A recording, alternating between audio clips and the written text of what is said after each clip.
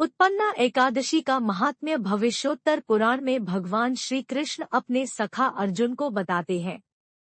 नैमिषारण्य में एकत्रित हुए सभी ऋषियों को सूत गोस्वामी बताते हैं। भगवान श्री कृष्ण ने अर्जुन को बताए अनुसार जो नियम पूर्वक एकादशी व्रत करता है उसे इस जन्म में आनंद और अगले जन्म में वैकुंठ लोक की प्राप्ति होती है।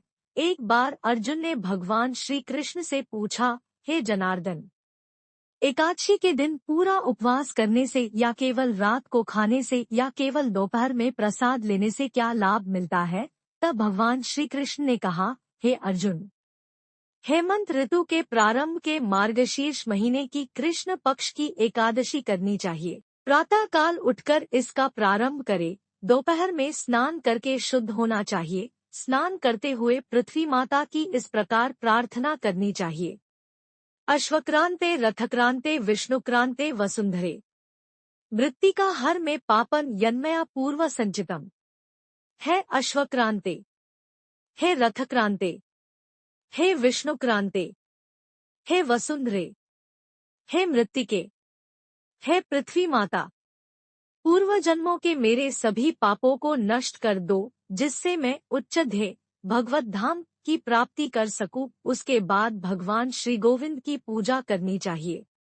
एक बार देवराज इंद्र सब देवताओं के साथ श्री विष्णु के पास गए और इस तरह प्रार्थना करने लगे, हे जगन्नाथ, हे पूर्ण पुरुषोत्तम भगवान, हमारा प्रणाम स्वीकार करें।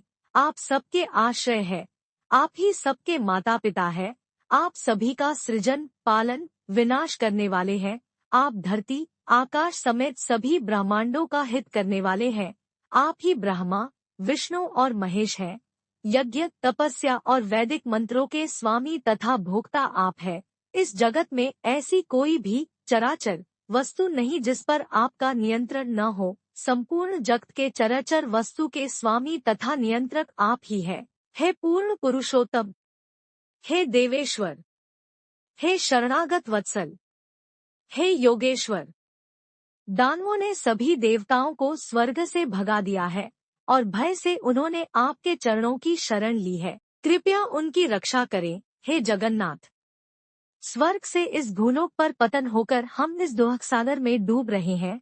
कृपया हम पर आप प्रसन्न होइए। इस प्रकार इंद्र की दया की प्रार्थना सुनने पर भगवान श्री विष्णु ने पूछा, ऐसा कौन सा अविजी दानव है जिससे देवता पराजित हो रहे हैं?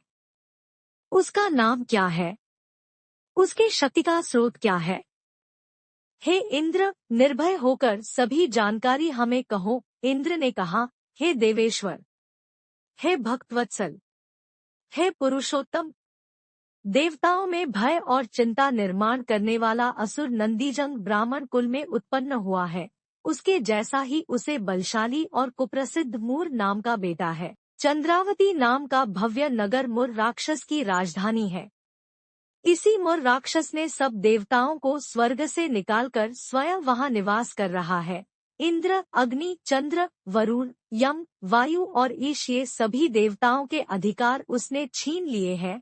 हम सब देवता मिलकर भी उसे पराजित नहीं कर सके। हे विष्णु, आप कृपया उसका अंत करके देवताओं की रक्षा कीजिए। इंद्र के यह शब्द सुनते ही देवताओं को कष्ट देने वाले मुर राक्षस के प्रति श्री विष्णु को क्रोध आया और वे कहने लगे, हे देवराज, मैं स्वयं उस शक्तिशाली दानव का वध करूंगा। आप सब चंद्रावती नगर चलिए। सब देवता भगवान के कहे अनुसार चंद्रावती नगरी में जाकर अनेक प्रकार के शस्त्र जमा करने लगे। दानवों के सामर्थ्य से पहले ही सभी देवता भयभीत थे, पर अब भगवान श्री विष्णु के नेतृत्व में निर्भय होकर देवता रणभूमि में पहुँचे। उन्हें देखकर राक्षस क्रोधित हो गए।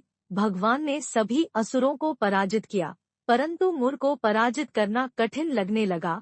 अनेक अस्त्र शस्त्र का उपयोग करने पर भी भगवान मुर राक्षस को मार नहीं सके। 10,000 वर्ष तक दोनों में बाहुयुद्ध चला। अंत में मुर राक्षस को पराजित करके भगवान बद्रिकाश्रम में हेमवती नामक गुफा में विश्राम करने पधारे। भगवान श्री कृष्ण कहने लगे, हे अर्जुन, उस असुर ने गुफा तक पीछा करके उसमें प्रवेश किया और श्री विष्णु को निद्रावस्था में मारने का विचार किया। उस समय उनके शरीर से एक तेजस्वी कन्या बाहर निकली। वह शस्त्रों से परिपूर्ण थी। उसने मुर राक्षस से बहुत समय तक युद्ध करके उसका वध किया। शेष दानव भयभीत होकर पाताल लोक में गए। श्री विष्णु ने निद्रा से जागकर मूर राक्षस का शव और उनके सामने हाथ जोड़ के खड़ी हुई कन्या देखी तो आश्चर्य से पूछने लगे, तुम कौन हो? उस देवी ने उत्तर दिया, हे भगवान, मैं आपके शरीर से उत्पन्न हुई हूँ और इस असुर का मैंने वध किया है।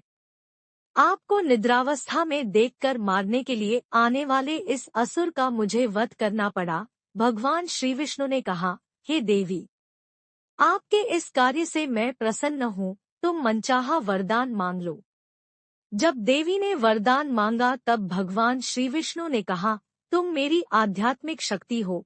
एकादशी दिन उत्पन्न होने के कारण तुम्हारा नाम एकादशी होगा। जो भी एकादशी व्रत करेगा उसे अक्षय सुख की प्राप्ति होगी। उस दिन से एकादशी दिन विश्व में पवित्र दिन जाना जाता है। हे अर्जुन, जो इसका पालन करेगा उसे मैं परम उच्च गति प्रदान करता हूँ।